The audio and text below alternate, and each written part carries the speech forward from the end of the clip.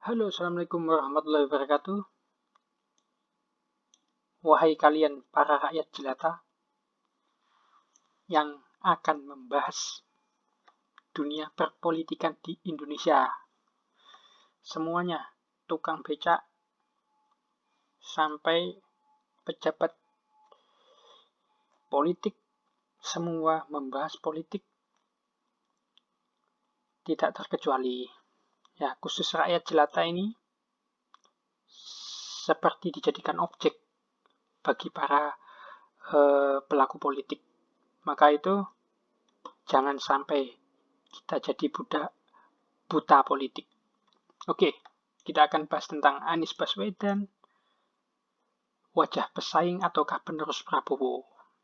Dikutip dari republika.co.id. Sumbernya republika.co.id.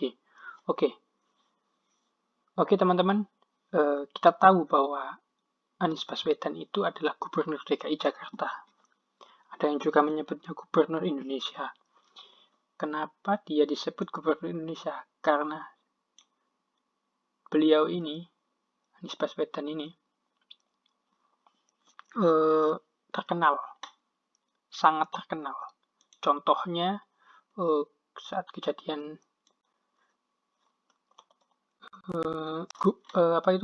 banjir itu,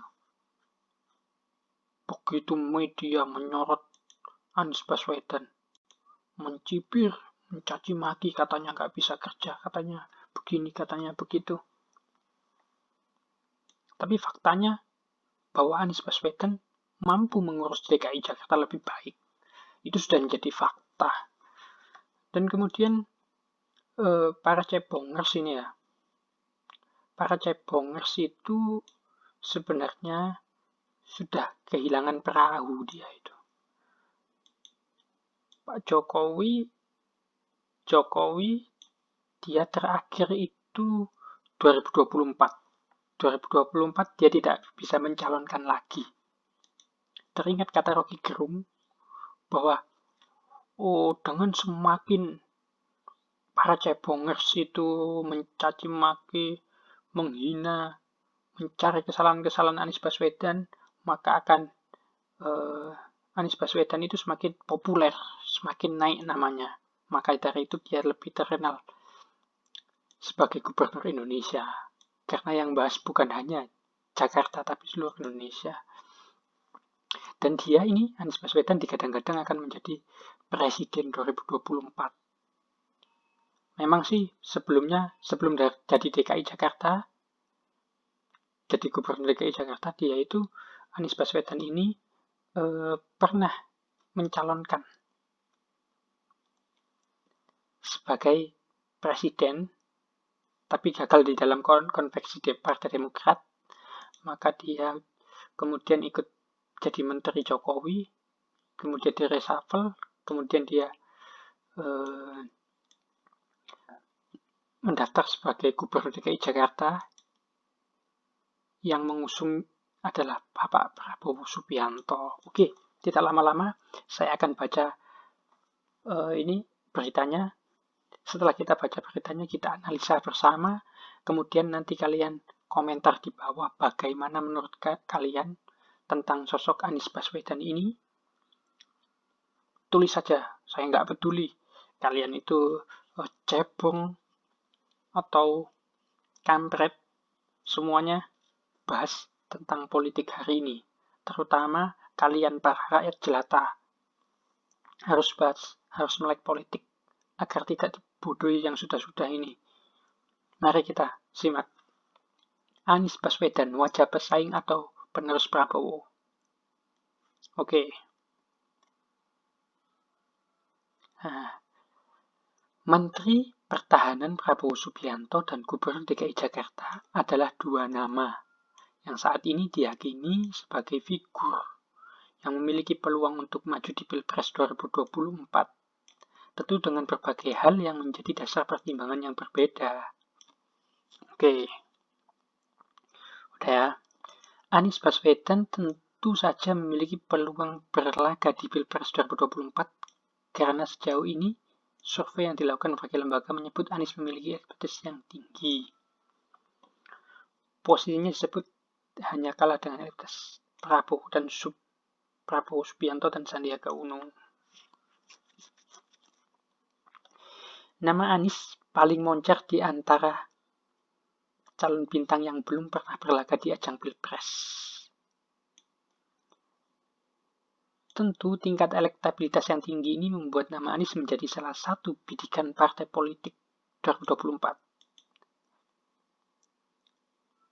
Sekalipun mereka punya kader sendiri-sendiri, parpol juga tidak ingin konyol dengan mengusung calon sendiri tetapi berujung kekalahan. Bagaimana dengan Prabowo? Menurut survei Indobarometer, Kruse Network, dan Parameter Politik Indonesia, elektabilitas Prabowo masih yang tertinggi. Tentu dengan selisih angka yang berbeda-beda di tiap lembaga itu.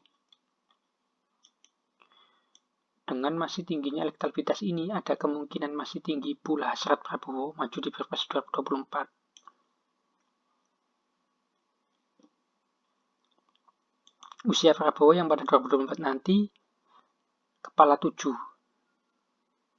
Tentu bukanlah penghalang selama Prabowo dan pendukungnya masih punya keyakinan bisa menang. Kader Gerindra pun masih menaruh kepercayaan tinggi terhadap Prabowo. Iyalah, karena dia itu kan pendiri partai.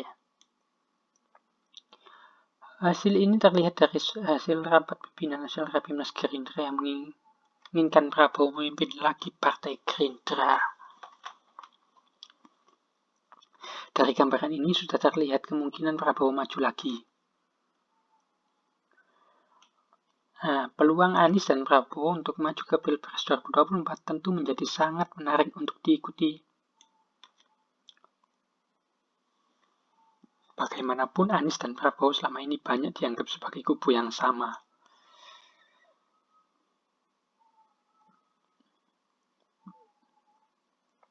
Pilpres 2024 bisa saja menjadi ajang tanding Anies versus Prabowo. Kalaulah elektabilitas Prabowo tetap tinggi hingga 2024. Tentu Prabowo dan Gerindra tak mau mengabaikan peluang. Terlebih jika Prabowo bisa merayu PDIP untuk mendukungnya.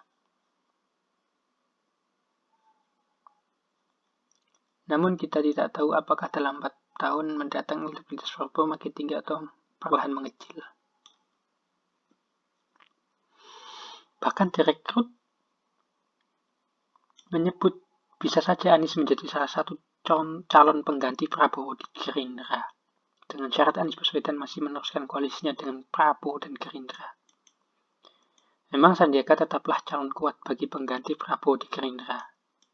Namun, tak ada yang menjamin kapal kongsi Prabowo dan Sandiaga tetap bertahan hingga 2024. Oke, teman-teman, kali ini kita akan menganalisa.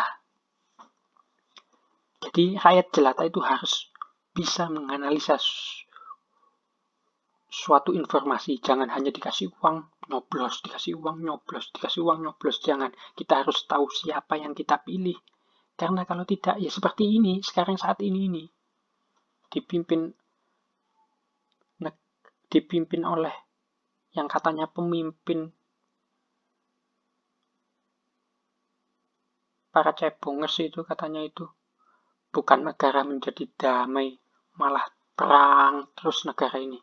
Satu sama lain menghujat. Oke, kita akan analisa.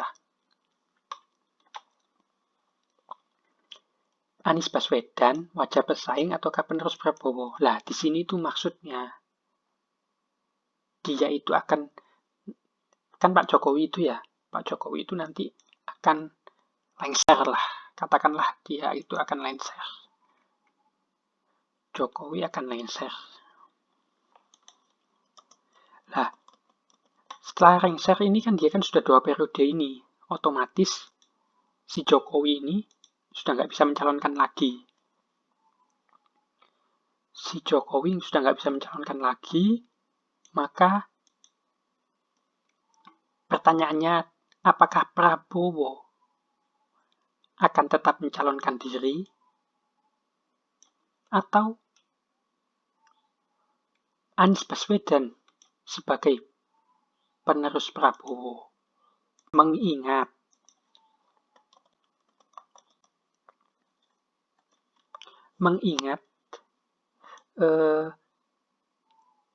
peluang Anies itu sangat besar. Peluang Anies Baswedan itu sangat besar, dan visi misinya itu saya yakin dia sejalan dengan Prabowo Subianto. Maka ya namanya politik itu bisa cair, tergantung kepentingan politik. Dan Anies Baswedan ini tidak semudah jika ingin menjadi presiden. Tentu dia harus melalui kapal. Apa kapal itu? Kapal itu adalah partai politik. Nah, kita tahu saat ini bahwa Anies Baswedan ini tidak memiliki kendaraan partai politik. Wong dulu dia itu diusung oleh Prabowo, Gerindra, dan diusung oleh PKS, yaitu Al-Imam Al-Habib Al-Jufri, Habib Segaf Al-Jufri, PKS, diusung menjadi gubernur DKI Jakarta. Nah, pertanyaannya, apakah Anies Baswedan akan menjadi pesaing atau menjadi penerus Prabowo? Nah, tentu ini menjadi pertanyaan besar, karena tidak menutup kemungkinan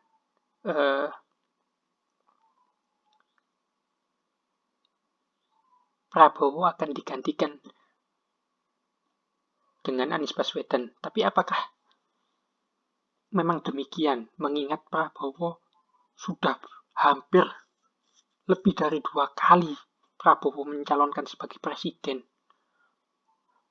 Pernah 1 kali mencalonkan sebagai wakil presiden dengan presidennya Megawati. Apakah dengan semudah itu saat Jokowi sudah tidak bisa lagi mencalonkan sebagai presiden, apakah dengan semudah itu Prabowo meninggalkan kesempatan itu menjadi presiden? Nah,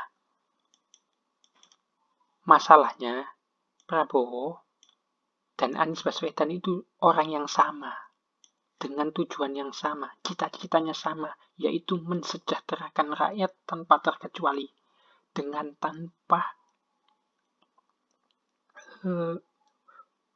korupsi, dan tidak ingin kekayaan Indonesia itu ke luar negeri. Saya yakin Anies Baswedan dan Prabowo ini tujuan dan cita-citanya sama.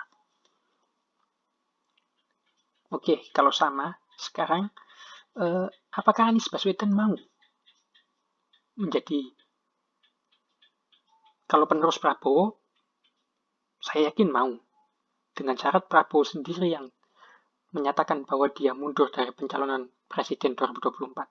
Tapi apakah Anies Baswedan mau menjadi rival atau pesaing dari Prabowo di 2024?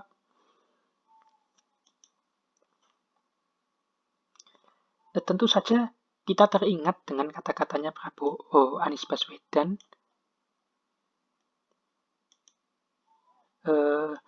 yang pernah mengatakan bahwa tidak mau mengkhianati Prabowo.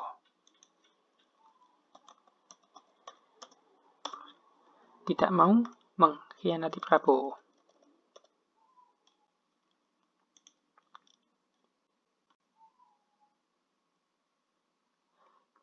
Nah ini, janji Sandiaga Uno dan Anies Baswedan tak akan khianati Prabowo Subianto di Pilpres 2024. Kenapa dia tidak mau mengkhianati?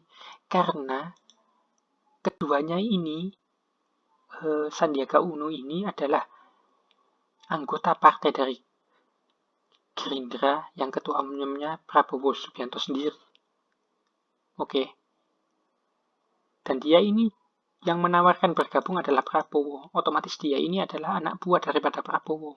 Sedangkan kenapa Anies Baswedan tidak mau mengkhianati Prabowo? Dulu dia ini telah direshuffle Jokowi dan dia dicalonkan sebagai Gubernur DKI Jakarta yang mengusulkan beliau.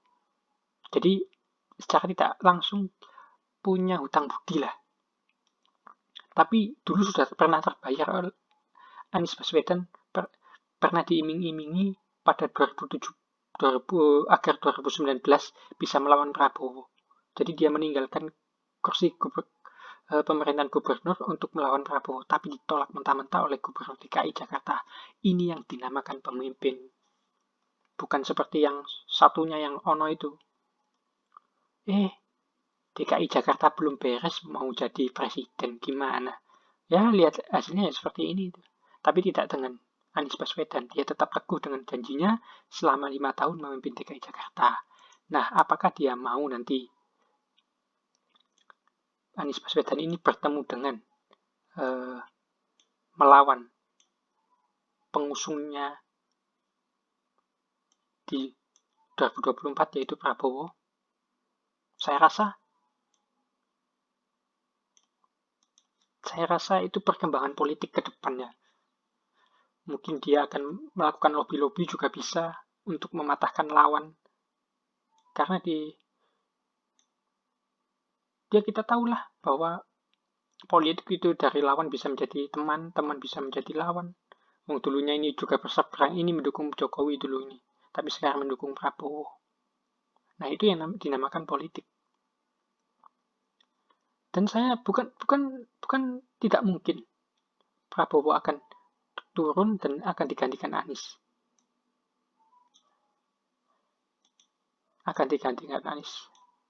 Tapi analisa saya, kalau Anies Baswedan ini menjadi calon presiden dan Prabowo bergabung di dalamnya, mendukung Anies, maka negara ini akan ribut besar lagi. Karena apa? Karena cebongers itu tidak rela karena Anies Baswedan menjadi presiden. Kenapa? Karena Anies adalah orang bersih, kerjanya bagus, prestasinya banyak. Cebong tidak ingin seperti itu. Ya, makanya kita tahu politik itu sangat cair. Bagi kalian teman-teman rakyat jelata, sama seperti saya ini, harus bisa melek politik. Oh, ini yang baik, ini yang buruk. Jangan hanya dikasih 20.000 coblos, 20.000 coblos. Ya bener lah. Jadinya rakyat seperti ini. Lah kalian nyoblos, dikasih 20.000 nyoblos. Lah mereka itu gantiin uangnya itu jutaan-jutaan untuk korupsi. Jadi jangan mau dibodohi lagi dengan wajah-wajah yang membingungkan. Sudah cukup, ini juga sudah bagus. Anies Baswedan dan Prabowo ini sudah bagus sebenarnya.